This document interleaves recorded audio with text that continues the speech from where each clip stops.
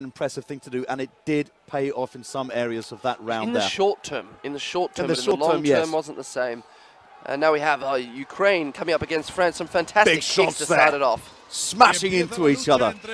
These good shield punches. The speed, incredible from Ukraine, as they're well known for. Looks like nobody has gone down yet. One French man down. And I think we can see another fighter. I can't clear it. Another French man down.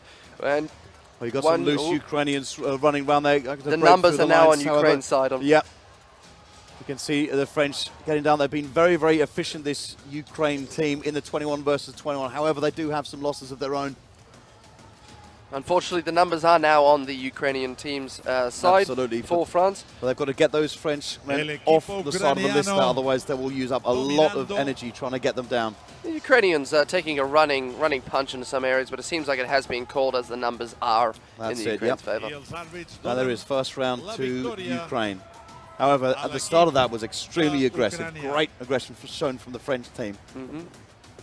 The key thing here, obviously, with these Ukrainians is that if you're coming up against them, you need to have your something that I mentioned before, not a personal favourite of mine, but it's definitely good sportsmanship.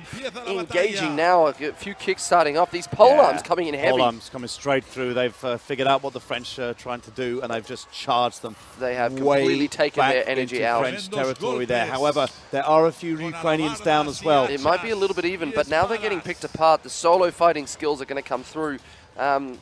The French fighter in the middle, 3 against 1. Oh, pole arms up, and his leg's been tripped up. That's very, very aggressive fighting here. Very, very fast. The French are in the corner, but they're holding their own. The Ukraine's obviously piling into that corner as well. Probably not enough, unfortunately, to withstand them. They're taking down a sufficient number of French fighters here, who, even though they are very resilient.